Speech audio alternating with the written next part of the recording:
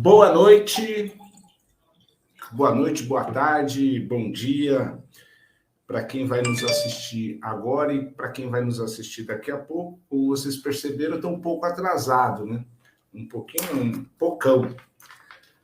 Esse é o nosso Papo Caiçara, sou Emerson Santos, né? A fala aqui da Baixada Santista, em especial aqui do litoral de São Paulo, em especial em São Vicente. Sejam bem-vindos, bem-vindas. Hoje a gente tem uma conversa muito legal com a nossa amiga, companheira, jornalista, Dani Orighella. Ela está chegando já por aqui, né? Ela estava numa atividade, acabou atrasando.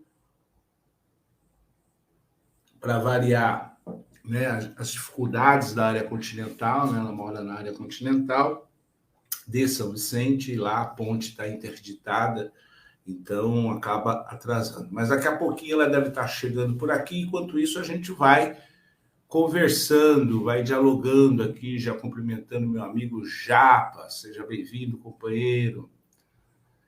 Gente, o assunto aqui principal hoje vai ser a questão do 7 de setembro, né?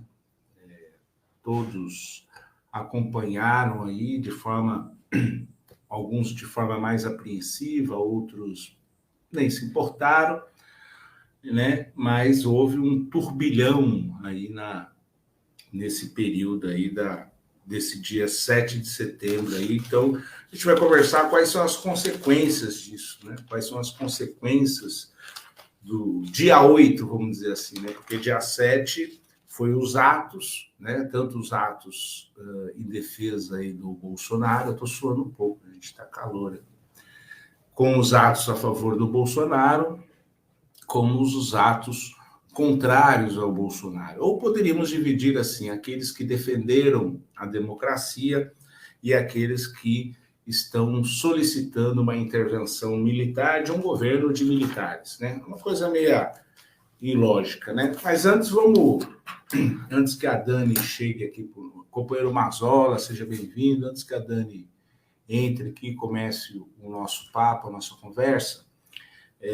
primeiro dizer que nós estamos num período aí falar um pouquinho de pandemia, né? Num período posso dizer aí para vocês,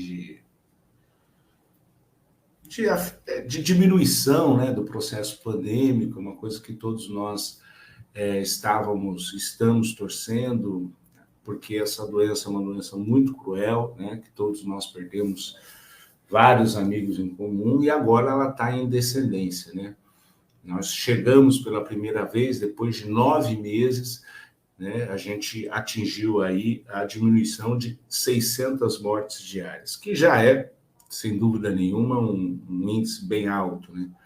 Mas, enfim, nós parece que está construindo e abrindo uma nova perspectiva para nós aí num cenário, né? Que a gente possa voltar a ter uma vida normal, é isso que todos nós desejamos. Não é uma situação fácil, né? Porque as consequências, os efeitos colaterais, né, são muito... Aliás, tem um artigo, acho que inclusive do Alexandre Padilha, né, que ele fala dos órfãos do Brasil, né? Então, nós temos um contingente de crianças, adolescentes, jovens que perderam seus pais nessa pandemia, né? E é importante e urgente que o Estado, né? É lógico que essas crianças, essas famílias que ficaram órfãos dos seus pais durante a pandemia, elas possam ser acolhidas pelos seus familiares mais próximos, mas o Estado, quando eu falo Estado, né, os governos, né, sejam eles municipais, estaduais, né, e o governo federal, tem que ter uma política de atenção especial a essas pessoas que perderam seus entes queridos. E não são poucas, viu?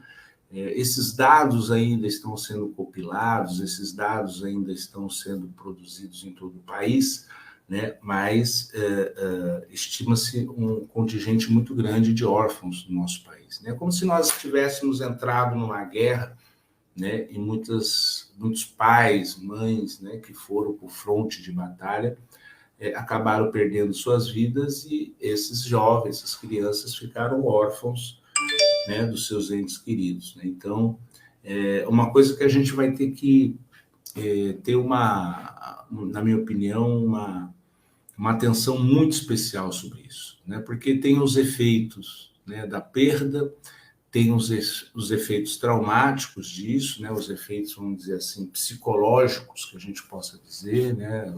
Emocionais, que são muito, muito graves. Então, nós não sabemos ainda, né, pensando numa perspectiva, né, que a pandemia de fato terminou, está terminando, né, torcer para que nós não tenhamos uma nova onda, né, e aí é importante que a gente fique alerta. Nos Estados Unidos, por exemplo, houve novamente um aumento significativo do número de óbitos. Hoje, nos Estados Unidos, está morrendo em torno de 1.500 pessoas. Então, eles estão no terceiro pico da onda, né? É verdade que nos Estados Unidos, como posso dizer, esse lado negacionista em relação à vacina, aos cuidados, é muito forte nos Estados Unidos, né? Não pense que é só no Brasil que temos idiotas, né? Existe bastante idiotas também em vários locais do mundo, e nos Estados Unidos em especial. Então, os Estados Unidos conseguiu vacinar a sua população com dose 1 e 2, com 2 doses, 53% da população, e eles estagnaram. Por que estagnaram? Porque algumas regiões dos Estados Unidos, né, principalmente, acredito que o lado mais sulista, que é o lado mais conservador, mais atrasado dos Estados Unidos, houve uma negativa, né, da busca de tomar os imunizantes, e as consequências disso é uma terceira onda. Então, nós esperamos, né, que essa terceira onda, né, que ocorre nos Estados Unidos não seja um fenômeno que ocorrerá aqui no Brasil também. Então, nós temos que preparar, né, e pensar como que nós vamos lidar com os efeitos colaterais da pandemia. Eu não estou falando nem da questão da economia, né? Eu estou falando do ponto de vista emocional, do ponto de vista afetivo, né, de pessoas que se traumatizaram nesse processo de pandemia em consequência das perdas que tiveram das pessoas que nós amamos, que as pessoas amam e pedem, né? Então tem que elaborar essa perda, né? E muitas, como disse aqui, perderam avós, pais, né? E isso tem uma consequência muito forte. Seja bem-vinda, Roseli Jordão. Olá, beijão para você. Lembrando, gente, que a Dani, daqui a pouco, estará aqui entre nós, tá? Para trocarmos essa ideia aí, principalmente sobre o 7 de setembro. Né? Jornalista da melhor qualidade, amiga, militante, comprometida. Acredito que será um papo extremamente agradável. Eu antecipei aqui para ir conversando com vocês, porque para vocês não pensarem, imaginarem que a gente não teria live hoje, né? Outro assunto que eu queria comentar enquanto a nossa convidada não chega, eu postei, primeiro pedi, gente, quem puder compartilhar, quem puder compartilhar, curtir, comentar, isso ajuda muito para que outras pessoas, né, nós possamos atingir o maior número de pessoas. É evidente que quando você dialoga com assuntos, né, com maior seriedade, ou assuntos de ordem política, eu também tento trazer a vocês aqui informações, né, informações que eu checo antes, pesquiso antes, para saber se essa informação não é nenhum fake, nenhuma mentira, e por aí vai, né? Então, eu tenho um artigo, né, inclusive, hoje que eu postei. Hello! Olá, boa noite. Desculpa o atraso, a correria. Não, está super justificado. Nós entendemos, primeiro que a mobilidade urbana, né, na nossa região já não é muito boa, né? Ainda mais agora com a ponte, né? Sim, para mim que eu moro na área continental, não só para mim, mas acho que para todos os moradores da área continental, ficou um pouco mais difícil, né? Estava mais difícil quando não tinha o semáforo, agora colocaram semáforos, então está fluindo um pouco mais, mas no horário de pico fica bem puxado. Eu vim de Santos e o ônibus muito cheio, muito lotado, e lembrando que a gente ainda está numa pandemia, né? Embora a vacinação esteja avançada, né? Muita gente vacinada, mas a gente ainda está numa pandemia e os ônibus bem lotados, assim. É legal, eu estava falando um pouco, né, dessa dificuldade aí da área continental, já emendei, falei um pouquinho de pandemia. Né? E a galera estava de máscara nos ônibus? Todo mundo de máscara? Sim, todo mundo de máscara. Acho que no ônibus o pessoal respeita bastante, né? Porque você não pode entrar dentro do ônibus sem a máscara. Você vê um ou outro com a máscara um pouco mais para baixo, mas não sem. Eu, pelo menos, ainda não flagrei, assim, nos coletivos que eu pego, alguém sem a máscara ou sem a máscara, mas assim, usando de forma inadequada, sim, né? Não, legal. Menos mas de modo mal, geral, né? Respeita. De modo geral, pelo menos nos ônibus respeitam. Também ali tudo fechado, né? Aglomerado. Sim. Né? Se não tiver com máscara. Ô Dani, eu primeiro falar aqui de você, né? Dani Origuela é uma amiga que eu a conheço há um bom tempo, não muito tempo, porque é mais jovem que eu. Mas, e é uma jornalista, né, Dani? Fala um pouquinho aí de você para apresentar aí para a galera que vai chegando. Oi, boa noite. Faz quanto tempo? 10? Já tem 12 minutos, né? Bom, eu sou jornalista, né? Eu tenho 41 anos. Atualmente eu atuo no jornalismo da Tati Band Litoral, né? Estou diretora de base do Sindicato dos Jornalistas do Estado de São Paulo, aqui da Regional Santos. Inclusive, eu cheguei atrasada porque eu estava num compromisso dos companheiros do Sindicato de Santos, né? E aí tem uma trajetória antes do jornalismo, uma trajetória de militância, que acabou se afastando um pouco por conta do jornalismo. Foi até assim que nós nos conhecemos, na militância do PT, né, Emerson? Sem dúvida. Eu não sei se é o seu microfone que está batendo na roupa ou é o meu, mas eu estou escutando. Não. Agora você está ouvindo?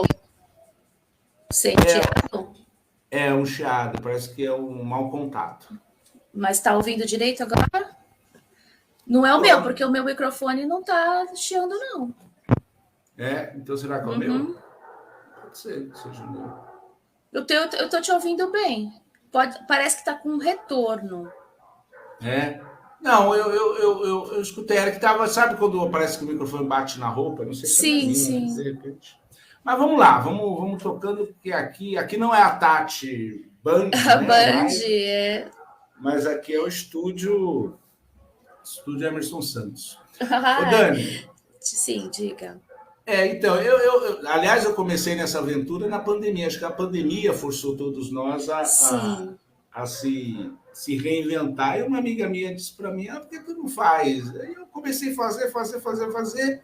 E aí eu cheguei à conclusão, primeiro que é uma forma de rever amigos, né? Você rever amigos, né? Porque não pode encontrar, aglomerar, agora pouco menos, né?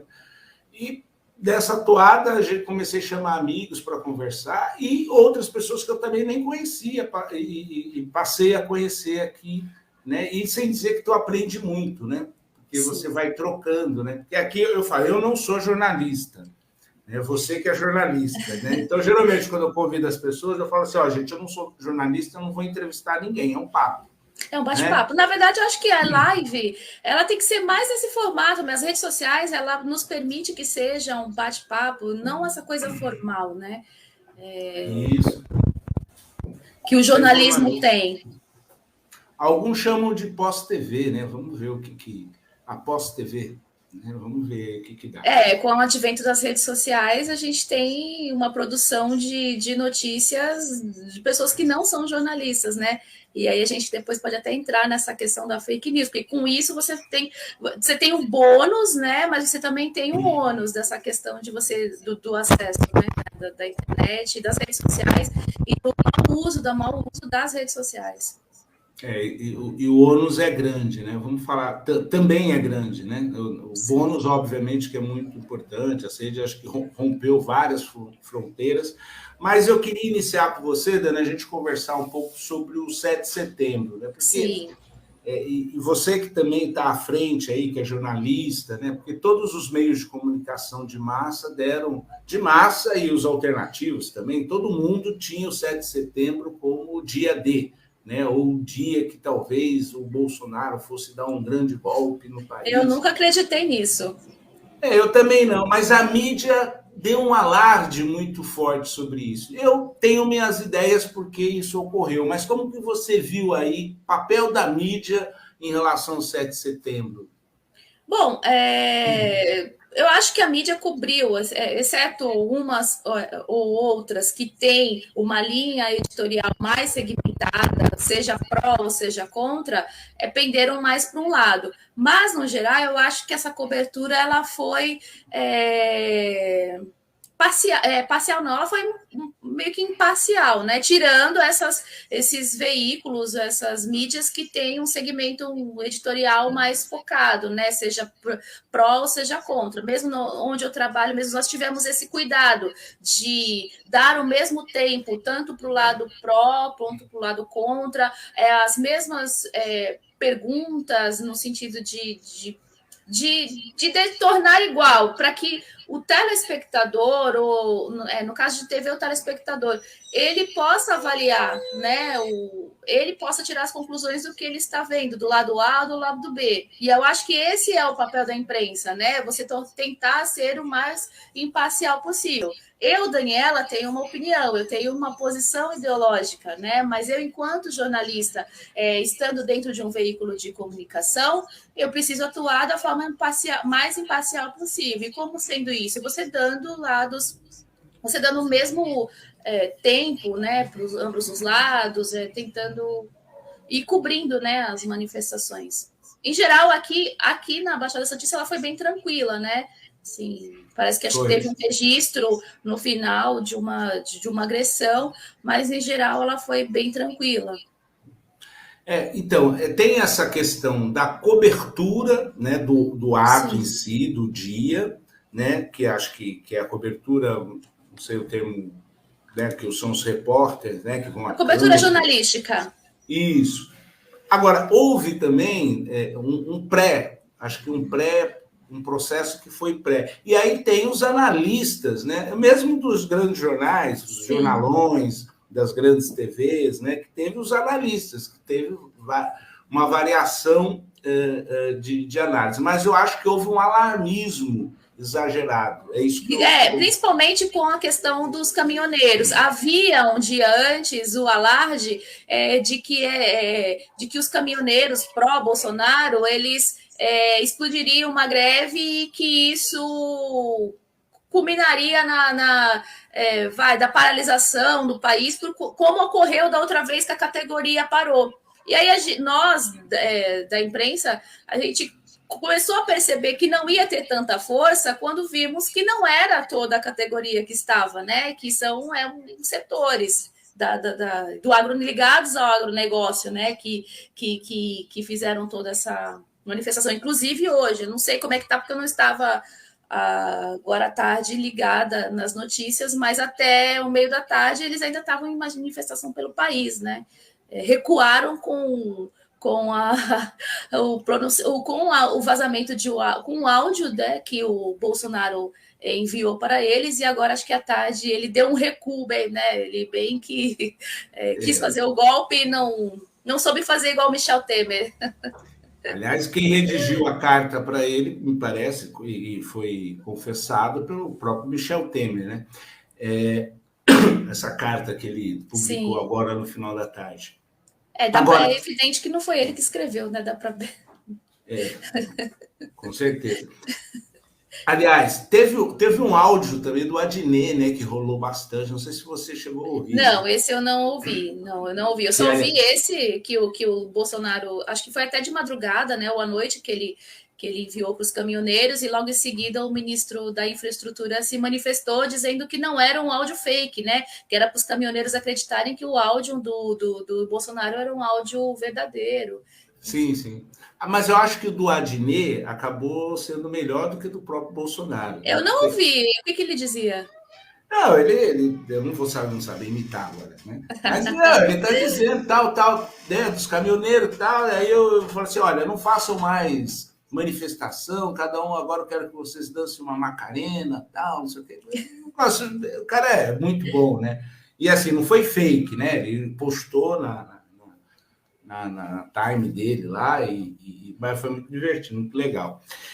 Que, aliás, é uma outra coisa que eu queria falar com você, que assim, eu estava na expectativa, eu já vou entrar numa questão mais política, mas antes eu queria fazer, estava na expectativa das bizarrices, né, que iriam surgir, porque todas as manifestações em relação ao pessoal que apoia o Bolsonaro, né, geralmente você encontra um conjunto de bizarrices, né? Uma delas, aquela criança, não sei se você viu, chegou a ver, que uma mãe coloca uma criança, deita no asfalto, a criança, bebê, não é criança, bebê, recém-nascido, né, com vários cartazes, assim, ela ficou na exposição para as pessoas passarem a tirar foto, né? Então, isso aí, assim, é um crime, né? Mas tem outras bizarrices, algumas até engraçadas, né? Então, as provocações, né? Eles são bem agressivos nas provocações, né? Também ao lado que é contrário a ele, né? Eles não aceitam muito bem a crítica. Sim, eu vou fazer propaganda aqui, mas tem um canal, não sei se tu conhece, que é o Galãs e Feios. Já Não. Canal do YouTube?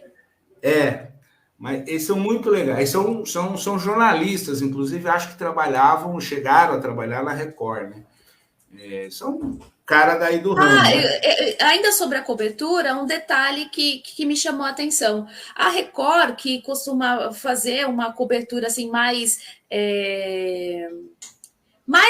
pró-governo, nessas manifestações, a gente já percebe que eles não tá uma cobertura mais assim. Eles mostraram mais as manifestações agora, né? Já faz um tempinho que a gente tem percebido que a cobertura jornalística não está tão mais em defesa do governo, né? Parece que está abrindo um pouco mais. Então, quando você vê a Record, que você tem o líder máximo deles, né? Apoiador do Bolsonaro, com uma linha jornalística já não tão colada, a gente percebe que a coisa também não está tão boa assim, né? Para o lado do Bolsonaro. Não, sim. Agora, mas dá uma olhada depois do Galãs Feios, que é muito bom, e eles são jornalistas mesmo. Sim, né? Eles fazem um roteiro muito legal, bem legal mesmo. Não é uma coisa assim avacalhada, não, mas é cômico, eles são muito, muito engraçados.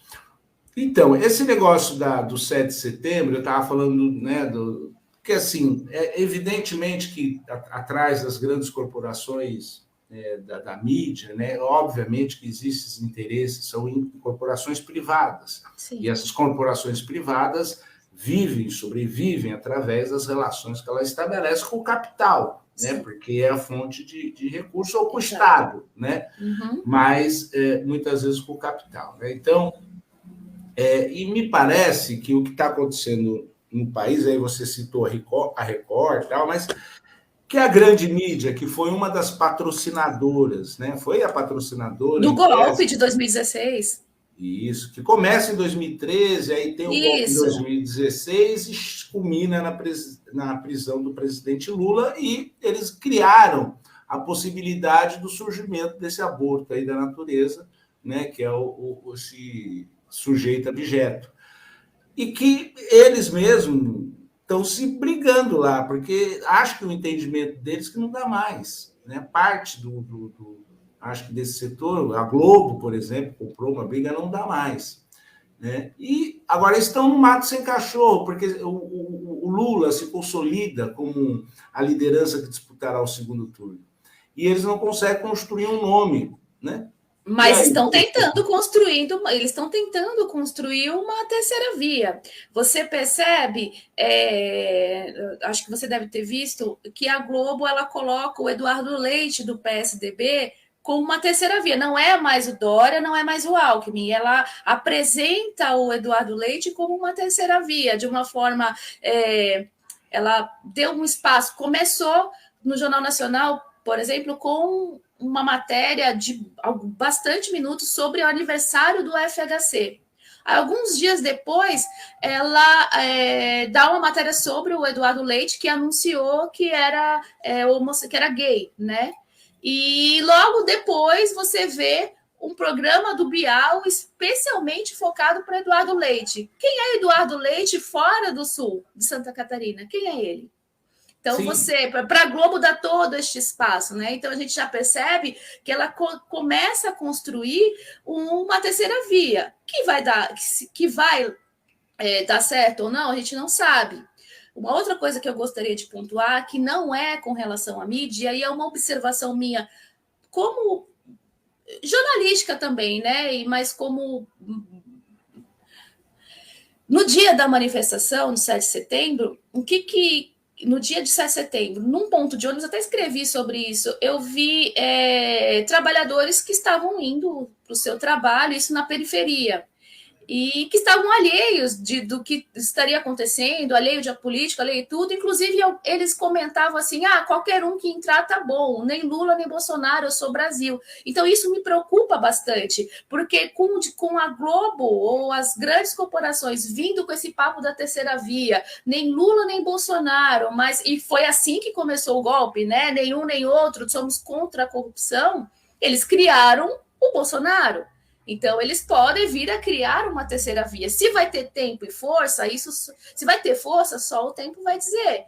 Mas me preocupa quando eu ouço na periferia as pessoas alheias aos protestos, alheias à situação política e dizendo: meu partido é o Brasil. Né? Então, isso me preocupa um pouco. Quando fala assim, é preocupante. Antes de eu comentar aqui também, dar meus pitacos, deixa eu só cumprimentar a galera que está aqui. Eu sempre cumprimento o Sérgio Japa. Sim, vários cumprimentos aí. O Japa, tu lembra do Japa, né? Claro! Um beijo, Japa. O Mazola está aqui. A Roseli Jordão. O companheiro J. Rito.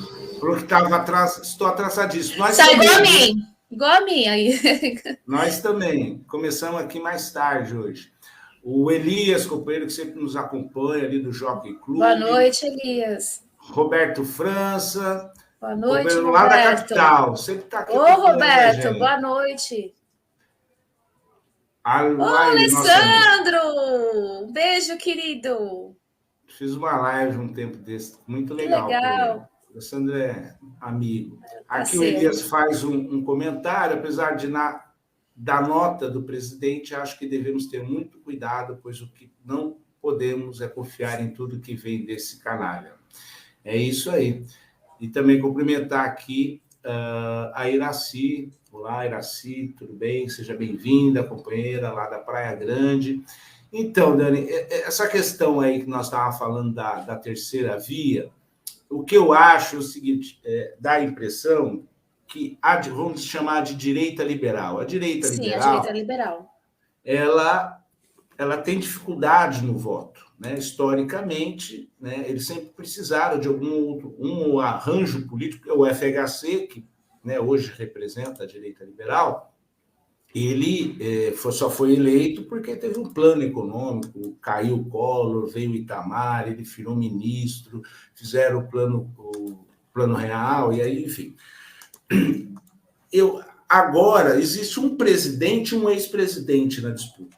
Sim. Né? O Lula, de alguma forma, está muito bem consolidado, né? Que dificilmente, acredito, consiga ser desidratado. Lógico que a gente não pode subestimar, mas... Não podemos confiar também neles, né? Não podemos. Sim, claro. E quem soltou?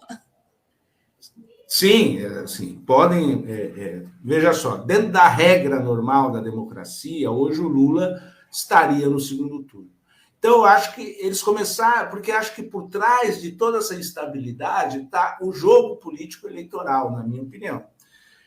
E, do outro lado, para que a direita liberal possa alçar um nome, como você trouxe aqui do Eduardo Leite, tem que tirar o Bolsonaro, porque não cabe 3 corpos, entendeu? Não tem eleitor o suficiente. Porque se pegar o Lula e o Bolsonaro hoje, dos votos válidos, dos votos, das intenções de voto, de todos. Não tem uma terceira via, é só dos dois, não existe. É que não tem voto. Eles dois dá mais de 70%. Exatamente. Então, eu acho que há uma carga. Eu não estou defendendo o Bolsonaro, pelo amor de Deus, eu acho que ele tem que ser impeachmentado. Mas eu estou dizendo, essa batalha, por isso que eu falo que a forma dos meios de comunicação de massas, os maiores, começam a trabalhar numa perspectiva de tirar o Bolsonaro. Aí começam as alternativas. Mas tirar o Bolsonaro para que haja uma terceira via. Sim, não é para a esquerda, e a gente tem que ter isso muito bem lembrado. E em partes da esquerda esquece isso, não está se atentando a esse detalhe. E, inclusive, já tem, acho que, manifestação marcada, né, de MBL com o PSDB, e partes da esquerda achando que tem que participar dessa manifestação. Então, acho que vai dar coro para essa terceira via no momento em que a periferia, em que muitos ainda dizem, meu partido é o Brasil. Você acha? Isso eu acho muito perigoso, sabe? Assim, Lula está consolidado? Está, mas a gente sabe como que o outro lado joga, como eles jogam pesado, né? Então, acho que a gente tem que ter muito cuidado, a esquerda precisa se fortalecer, eu sempre repito, precisa ouvir o Mano Brown, né, quando ele diz, vocês precisam voltar para a base, vocês precisam estar lá firmemente e se unir, porque o inimigo, ele é pesado e ele é poderoso, né? E eu nem acho que o maior inimigo é o Bolsonaro. Não sei se você concorda, mas eu não acho que o Bolsonaro é o nosso maior inimigo. Não, eu também acho que não.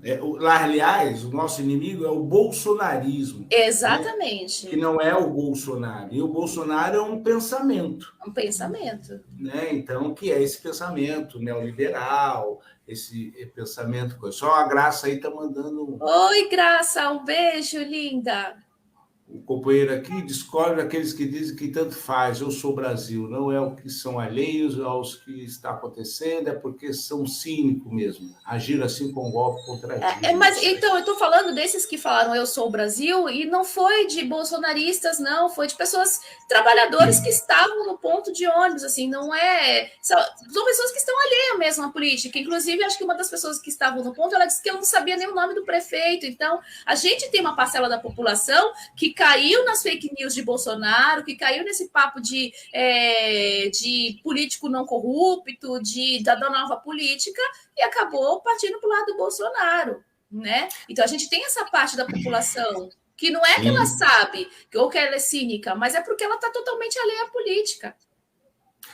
Aliás, Dani, você citou o nome do Mano Brown, não sei se você assistiu ontem, né, o podcast. Não. Da entrevista do Mano Brown ao Lula. Ai, que show!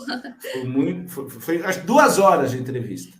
Eu pus no ouvido, fui deitar e fiquei escutando. Ele repetiu essa máxima da aproximação com as massas? Primeiro, eu queria fazer uma observação, aí, inclusive como aos jornalistas, né? Porque tem uma galera nossa que entrevista o Lula, e às vezes eu acho meio chato, porque é uma entrevista meio puxa-saco, sabe? É porque não me chamou ainda para entrevistar o Lula, é meu sonho. Vai chegar, com certeza terá a possibilidade. Não, é que tem uma galera nossa que às vezes entrevista o Lula, sabe? E fica um negócio meio... Baba-ovo. O Mano Brown, ele teve a elegância, primeiro, de afirmar a admiração que ele tem pelo Lula, né, de afirmar, né, e contou a história, porque tem a questão da história da vida dele, tem a questão quando ele viu o PT, tem toda essa história. Eu não vou contar aqui como que se chama quando a gente conta o filme. Spoiler. Não vou dar spoiler. Não vou dar spoiler. Por favor, não faça isso porque eu quero ouvir. Mas nessa parte específica que tu toca, que quando ele foi lá em 2018, né, que com a Haddad, no Rio, exato. Ele colocou para o Lula isso, né? E ele disse os motivos que o levaram, né? E aí só vou contar só esse pedacinho, só um minutinho. Bem pouquinho, por favor. Ele falou assim: olha, quando eu cheguei lá, eu olhei, porque eu fui lá com o meu dinheiro e tal, não sei o que, não sei o que, não sei o que, eu voltei nadar. Quando eu cheguei lá e olhei para a plateia, eu pensei, perdeu uma eleição.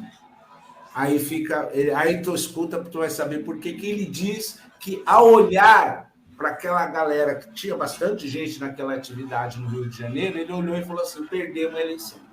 Aí escuta os podcasts. Mas foi assim, uma entrevista muito, muito, muito legal. Aliás, acho que o Lula deu dois bons furos, se assim a gente pode dizer, de comunicação. Que foi a entrevista que ele deu para a Thelma, né, lá do BBB, Para a Thelminha, né? Isso, Sim. o Júlio do Vigor, que também foi muito legal, Sim. né? E essa é muito bacana que se posicionaram, né? Sim, né? E como o Mano Brown também, né? Sim. E outra, né? O Lula vai dialogar com outro perfil, com outra população, como o Mano Brown fez questão de ele falar assim: olha, Lula, se estivesse falando com o jovem, porque o jovem não te conhece, e é verdade. No ano do governo, o Lula governou o país em 2002 a 2010, foram 10 anos. 2020, a pessoa tinha 10 anos no governo Lula, hoje tem 20 anos, ela não conheceu, né? Sem dizer que quem tem 15, 16, 17 anos, não conheceu, não sabe que é o Lula, né? Ou conheceu ele já como presidente, não sabe da história dele, o que antecede.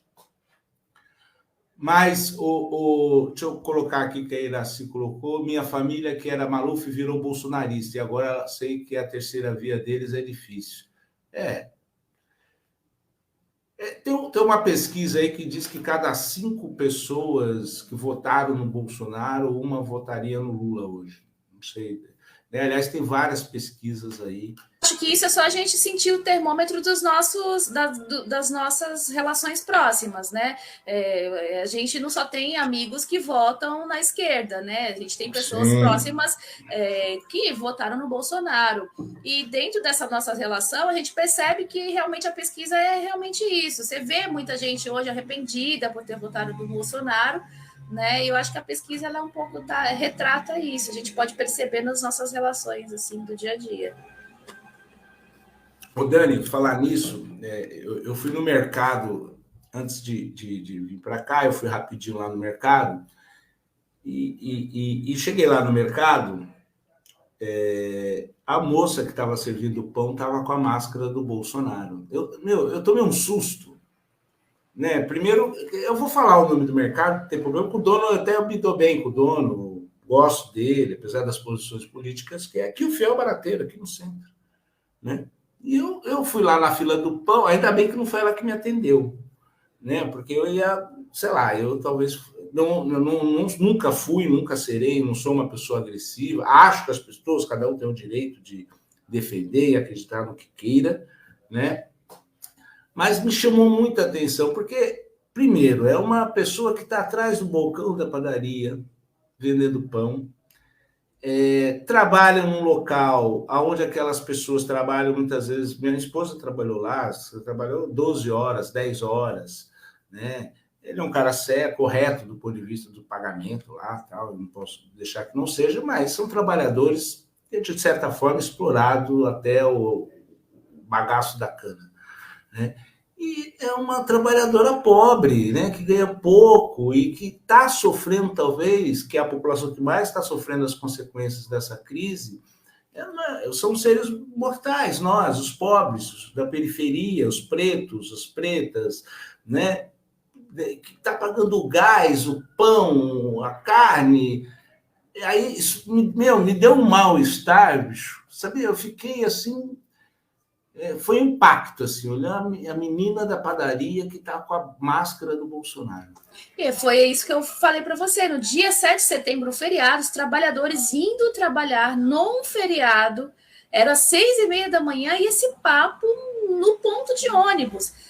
Do fulano que não sabia quem era o prefeito, do ciclano dizendo que votava no que menos do que roubava mais fazia, o outro dizendo que o partido dele não era Brasil. Eu não estou falando de empresário, não estou falando nem de empreendedor, eu estou falando de trabalhador, né? Então, isso a gente precisa se preocupar e também ter o cuidado de não falar eu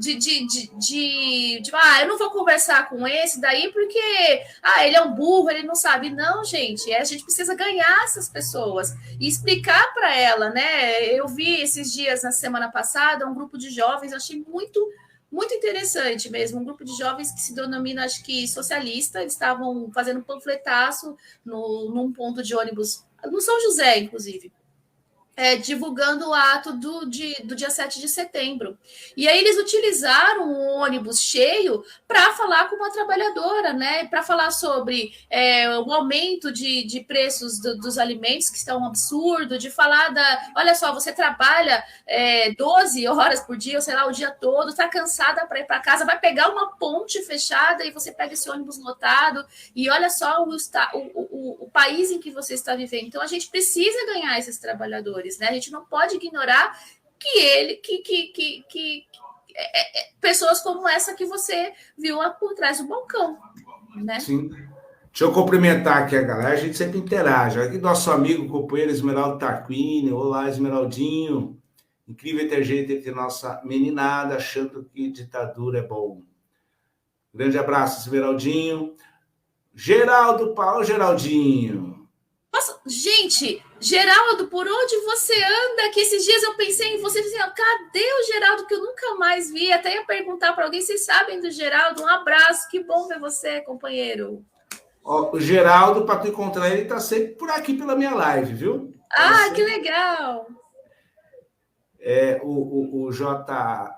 Rick, então, o que dizer dessa balconista? É falta de informação ou cretinice? Assim, eu tenho, assim, eu acho que um pouco que a Dani traz, né? Eu acho que a gente tem que entender que primeiro que ela é vítima do sistema. Exatamente. Ela é vítima do sistema, é oprimida. Agora, ela não tem consciência de quem consciência política. Despolitização, né? Não acho que é falta de caráter, porque ela é, na realidade, vítima da opressão, né? Acho que falta de caráter é o dono da Havan, por exemplo. Outro detalhe, o Elias traz esse comentário e eu vejo esse arrependimento dos eleitores do Bolsonaro, mas entre a classe média, que perdeu o poder aquisitivo de compra, do que nos pobres. Eu vejo mais esse arrependimento na classe média do que naquela classe trabalhadora. Eu posso falar um palavrão? Pode. Mais fodida, entendeu? Mais ferrada, assim. Eu vejo mais na classe média alta, que votou no Bolsonaro mais arrependida do que o próprio trabalhador. Porque ele ainda está naquele discurso de que o Bolsonaro ele é diferente dos outros, que ele é um cara que não é da corrupção. Eles veem o Bolsonaro, é o tiozão do churrasco, sabe? O salvador da paz, o Sassabutema, sabe? É isso, o Bolsonaro é essa figura. Para o trabalhador que vota e que gosta do Bolsonaro, ele é essa figura, aquele tiozão do churrasco que vem com os valores, né, da moral, dos bons costumes, contra a corrupção. E aí a pessoa já não tem uma consciência política embutida desses valores, desse conceito de valores, ela tem o Bolsonaro como quase um semideus, como um mito, né? Ela só não vai para a rua como os bolsominions vão, que aí você vê, né? Engraçado que você vê na manifestação a favor do Bolsonaro, você vê que é uma manifestação branca e elitizada. Né? Mesmo assim, tinha 30% de negros, segundo pesquisa. Né? Sério? Segundo pesquisa, eu não sei onde eles fizeram essa pesquisa, porque... Eu acho que foi o Poder Data, viu? Acho que foi o Poder Data. Sério? Fez uma pesquisa de campo e... Não, assim, 70%, né? A menina do balcão, por exemplo. Sim, ou aquele da igreja, né? Que frequenta uma determinada comunidade evangélica. E a gente tem uma parcela não só evangélica, a gente tem uma parcela da igreja católica, inclusive em Santos, um dos organizadores é da igreja católica, né? A gente quando fala os bolsonaristas evangélicos, não, nós temos uma grande parcela de bolsonaristas da igreja católica. Agora, a crítica, né? O que o cristianismo tem a ver com o discurso do Bolsonaro, cara? Olha só a incoerência, a discrepância, né? A contradição do que pregava Cristo com o que prega Bolsonaro, né? Eu vou dar mais não um spoiler, mas vou dar mais fazer uma propaganda. Ontem, na conversa do Mano Brown com o Lula, falaram muito sobre essa questão de religião, de evangélico, de ser cristão. Legal. Fãs para aguçar vocês assistirem a entrevista, que é muito bom. Ó, o Rick ficou bravo aí com a Daniela. Daniela, faz 5 anos que o golpe não vem dizer que o trabalhador vem sofrendo e se diz desinformado, não mesmo. Mas... bem, eu vou deixar que a Daniela fale. A Daniela tem razão quanto a ganhar o eleitor. No entanto, será que o dono do mercado aceitaria que ela utilizasse uma máscara do Lula? Não. Eu vou te falar com conhecimento de causa, porque primeiro não aceitaria. O dono é antipetista, né? Conheço ele e tal, mas a primeira coisa que eu pensei na hora ali, falei assim, se fosse uma máscara do Lula, tinha sido mandado embora, né? Mas a maioria dos trabalhadores do mercado, uma boa parte deles vão votar no Lula. Isso me deixa mais aliviado. Porque o mercado que eu vou quase todo dia, eu converso com todo mundo lá, né? E a galera sabe que eu sou do PT, então, e aí o Lula voltou e tal. E então vai. Eu vou novamente tocar, acho que foi o Elias, né, que comentou, se eles não estão desinformados. Gente, mais uma coisa, você ter acesso à internet, você ter acesso a muita informação, não quer dizer que você é uma pessoa informada, né? Você ter acesso, à informação não quer dizer que você é uma pessoa politizada. Então, a gente tem que pensar nisso sim, a gente tem que ter, no caso, paciência, no caso do Elias, estômago também, né, para entender essas realidades que não são as nossas, né, e aí isso depende de bagagem cultural, depende da questão de uma série de fatores, né, então, e de valores. Complexo. E de valores. Porque nós estamos disputando valores, né? Eu acho que tem mais do que você estar disputando se você é de esquerda ou direita, tem uma coisa que são valores, né? Então, por exemplo, imagine os valores que os filhos do Bolsonaro têm. Os valores é furar a fila, não é isso? É ser mais... fazer o esqueminha ali no coisa. Deve ter sido ensinado dessa forma, né, na formação do caráter deles e também sobre valores de sociedade, né, que é o qual, né, saber viver na diversidade, na pluralidade, né, respeitar o limite do outro, né, o amor do outro, né? Então são valores, né, que nós temos que disputar valores na sociedade. E quais são esses valores que nós vamos ter que disputar, né? Só dar um abraço aqui ao nosso amigo Richard Gama. Seja bem-vindo, camarada. Um jovem... Nossa, tem bastante audiência, hein, Emerson? Que legal. Tem uma galera que nos acompanha, que participa. É bem legal. Então, tu não acha nesse negócio dos valores? Os valores, porque eles ganharam a eleição, o Bolsonaro ganhou a eleição em cima dos valores. As fake news que mais pegaram no meio da população são relacionadas aos valores. Assim, olha, eu sou do bem, a esquerda é do mal. Né? Nós somos por uma educação em que forme não que nós somos pela educação, eles são da mamadeira da piroca na escola, sabe? Então, quer dizer, tem aquela coisa de que eles são os bons e nós somos os ruins. Para os trabalhadores, a questão... como é que você é trabalhador, você fica lá trabalhando, ganha pouco, aí vem esses esquerdistas e implanta bolsa disso, bolsa daquilo e cria um monte de vagabundo, sabe? Tem eles inverteram os valores para a esquerda e adotaram o que era positivo para eles. E esse discurso colou na massa que é desinformada, que tem menos consciência política.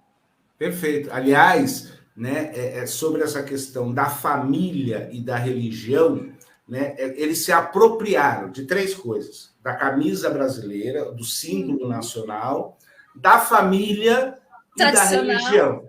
Não, da família, como se a preocupação, quem se preocupa com a família é quem é de direita, que não é verdade. Aliás, né, existe muita hipocrisia, aliás, por trás, né, de uma família entre aspas, considerada conservadora, né? E aí o cara faz enrustido, tem o caso ali, tem 3 amantes ali e tal, e esse é o cara, o da família, tradição e propriedade. Mas eles se apropriaram disso, como se quem é progressista, quem tem um olhar plural da sociedade, né, diverso, esse aí não, esse aí quer acabar com a família. Né? São narrativas, né, que vão sendo construídas, né, e eles se apropriam de valor, igual a religião. E que foram construídas onde? Não foi na televisão, foi na internet, onde nós temos a maior chance de se informar, de múltiplos canais para você se informar. Então, quer dizer, não é, mais uma vez repito, ter acesso à informação não significa que a gente tem uma população informada, ou que a gente tem setores da sociedade que são informados. Ter muita informação não significa ser uma pessoa informada. Não, sem dúvida. Aliás, pedir para a galera aí, né, quem está curtindo, para o pessoal compartilhar, viu? Se vocês compartilharem, mais pessoas poderão ver, né? E, aliás, o cara de gente vai ver não hoje, vai ver depois vai dar uma passadinha, vai olhar, vai ver, a Dani que está aqui, deixa eu dar uma olhada. Então, quem puder compartilhar, ajuda a curtir, comentar, sempre ajuda, tá bom, gente? Forte abraço, Berrino. Criaram um personagem, exatamente. Isso aí. E aí vamos entrar aí nessa questão dos fake news, né? Eu li bastante, comecei a ler bastante coisa sobre isso. Eu li aquele livro Engenheiro do Caos, li um outro livro lá que esqueci o nome agora, que fala aí da formação, né, dessa questão da fake news, o lawfare e tal. E aí, como tu é da comunicação, como tu lida com isso aí? A fake news, ela sempre existiu, antes da internet, né? E na política, muito mais, assim, né? Você tem... A publicidade se utiliza muito, se utilizava muito das fake news. E até para nós, jornalistas, lidar com a fake news não é fácil, porque a gente vive um tempo em que qualquer pessoa pode produzir notícia. Né? E a gente vive num momento, e aí mais particularmente com redações cada vez mais enxutas, onde você se pauta muito pelo que a massa produz, seja essas páginas no Facebook, né? Às vezes você pega uma notícia... vamos dar um exemplo de um acidente em que você não tem acesso na redação, mas você viu o que aconteceu pela página do Facebook e você se pauta pelas redes sociais. Então, até nós, jornalistas, estamos patinando nisso na questão de apurar. A gente já vê sites jornalísticos específicos só para apurar fake news. Né? Nós também caímos podemos cair também nessa pegadinha aí de fake news, né? É que nós, enquanto jornalistas, a gente tem que apurar, checar, verificar, né? Agora, se nós, enquanto jornalistas, caímos em fake news, você imagina as pessoas que não têm essa sensibilidade de apurar, de checar, eu vi neste site, é isso que a gente deve fazer. Não, eu vi no UOL, mas espera aí, eu vou ver como é que o G1 está dando, eu vou ver como o Estadão está dando, eu vou lá também ver na Fórum, vou ver no 247, para que eu forme opinião sobre aquela notícia, né? Mas geralmente as pessoas elas acabam acessando aquilo que ela vê, ou que ela consome aquilo que chega no WhatsApp. Tem um agravante na fake news. A fake news ela nunca é totalmente mentira. Ela sempre tem alguma coisa ali no meio que é verdade para instigar. E ela tem dois fatores muito que chamam a atenção, que é o sensacionalismo, e ela pega a pessoa pelo sensacionalismo e pelo drama, que é aquilo que leva mais as pessoas a acessarem as notícias. As notícias mais acessadas nos portais, e vocês podem verificar nos sites, tem uma coluninha, as 5 mais lidas, às vezes as 10 mais lidas, são notícias de quê? De tragédia, né? São notícias sensacionalistas, fofocas, né? Ou notícias dramáticas. Ou futebol, mas aí o futebol eu não vou colocar porque é uma paixão nacional. Mas drama, sensacionalismo e tragédia são as notícias que as pessoas mais consomem. Curiosamente, as fake news elas são mais pautadas em cima desses 3 temas. Nenhuma fake news ela é totalmente mentirosa. Ela sempre tem alguma coisinha ali de verdade que é para aprender. E muito drama, muita tragédia, ou muito sensacionalismo para atrair a pessoa. Boa noite, Cissa, beijão, seja bem-vinda. O Elias postou, e não é fake news, viu, gente? Porque eu mesmo vi, aquele genital gigante de verde e amarelo lá na 7 de setembro. Aliás, né, a família Absurdo, Bolsonaro, né? E os bolsonaristas têm um fetiche, têm um processo, eles sexualizam tudo, né?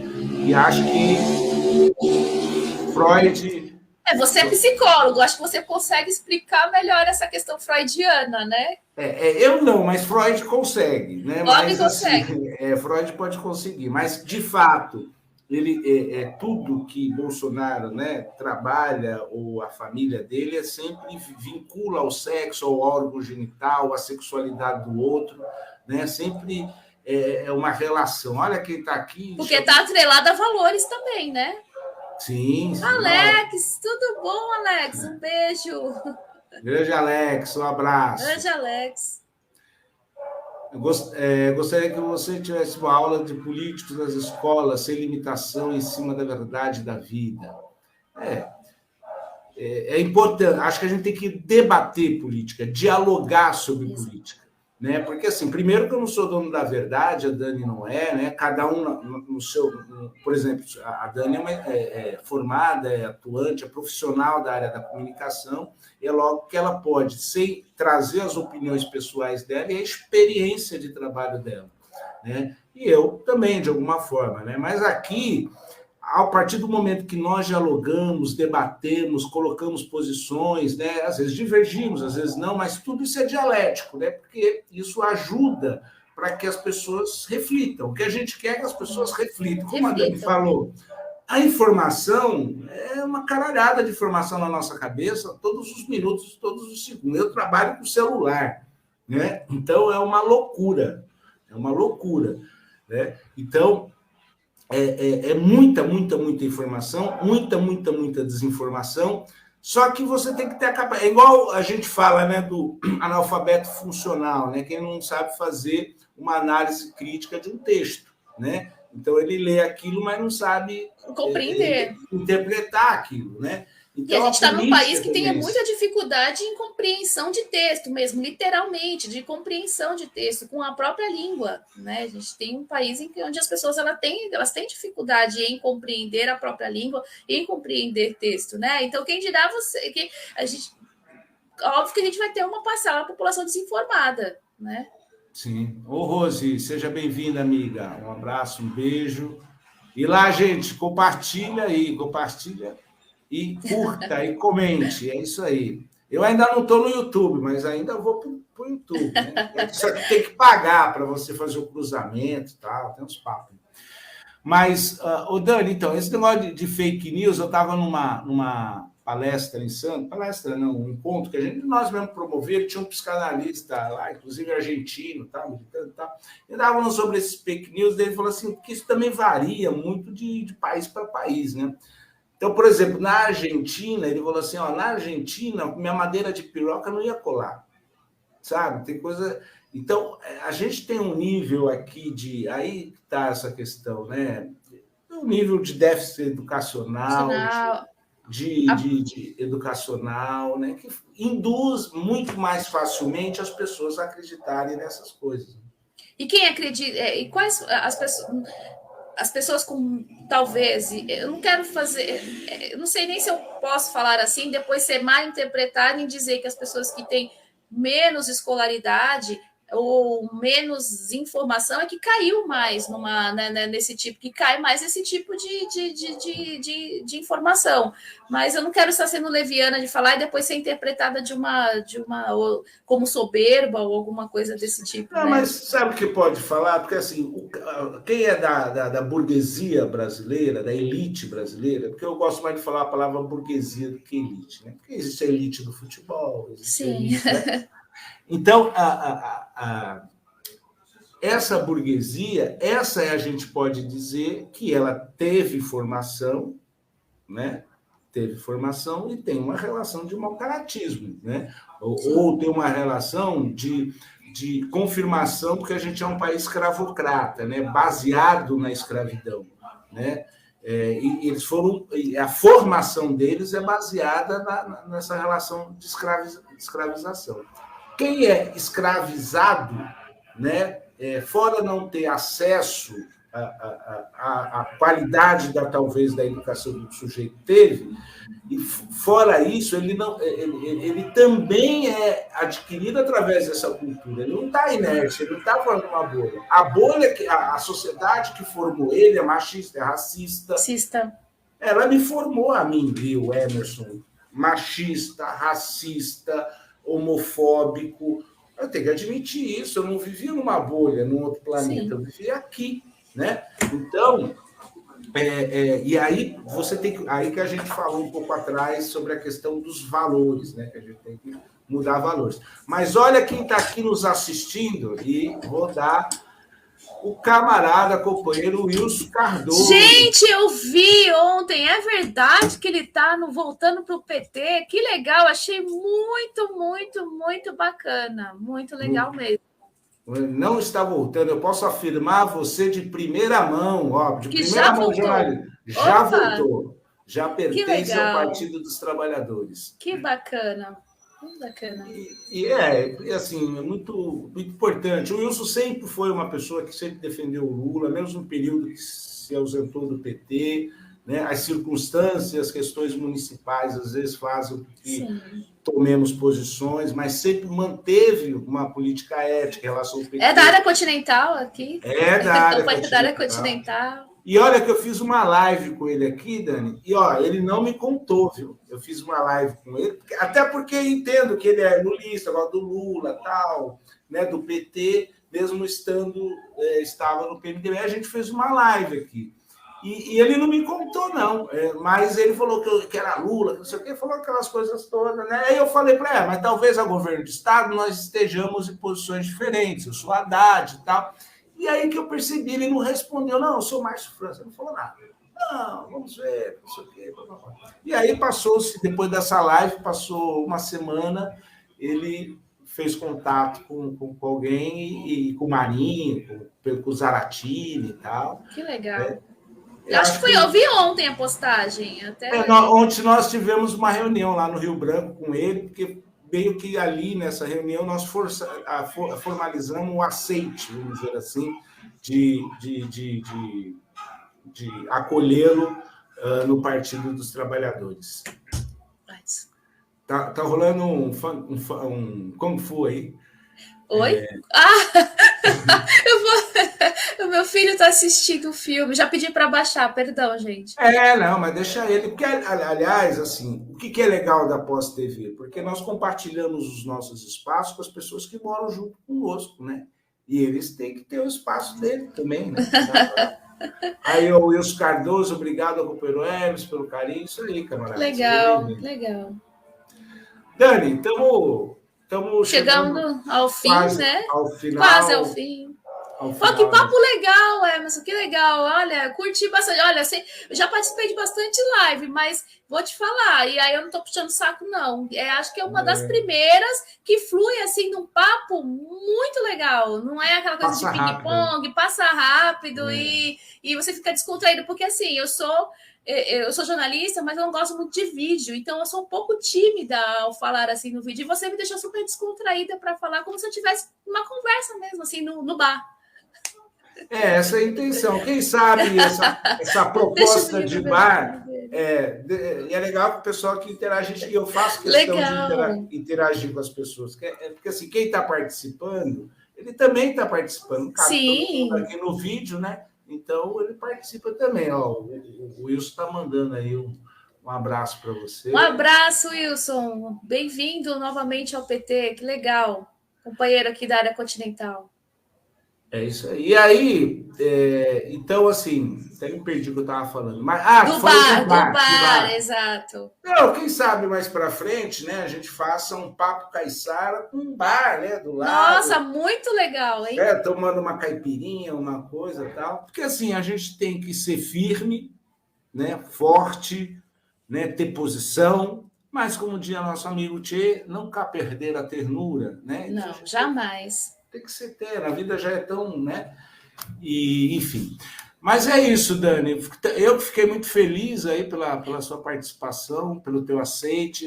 Eu percebi que você correu pra caramba, ficou muito Corri preocupada. bastante. Eu fiquei preocupada, te mandei mensagem assim, meu Deus, eu não posso perder esse compromisso, que era foi a primeira atividade, assim, a gente tomou posse no dia 23 de agosto, né? E aí foi a primeira atividade sindical foi inclusive dentro da tribuna, a gente foi falar com os trabalhadores da tribuna, e aí eu não podia deixar de participar, né? Mas vou participar também da live, mas vou correr, vou lá avisar o Emerson, vou chegar, nem que Claro. seja nos 25 minutos antes de terminar, vou chegar. Oh, e a gente vai ter oportunidade de fazer outros mais papos e muitos mais papos. Sim. Dani, eu agradeço muito aí a tua Eu que participação. agradeço. Pedir para a galera aí, não esqueça, né, de compartilhar, curtir, né? Mais pessoas. E continuem participando das lives do Emerson, né? Viu? Muito legal. E dizer para a galera aí que eu faço toda segunda, viu, Dani? Eu faço segunda? Não, eu vou lá. Quinta. Segunda eu faço compartilhando ideias. Aí eu sozinho, sem convidados, eu faço um comentário. Eu viu que falo bastante, né? Às vezes eu convido a pessoa e às vezes eu falo mais que a pessoa que eu convido. Mas, enfim. E aí eu falo durante 1 hora e eu sempre prometi que ia falar 30 minutos, mas nunca dá. E sozinho, né? Então eu faço uma pautinha aqui falando dos assuntos da semana. E assim, esse país, né? Não falta assunto. É assunto.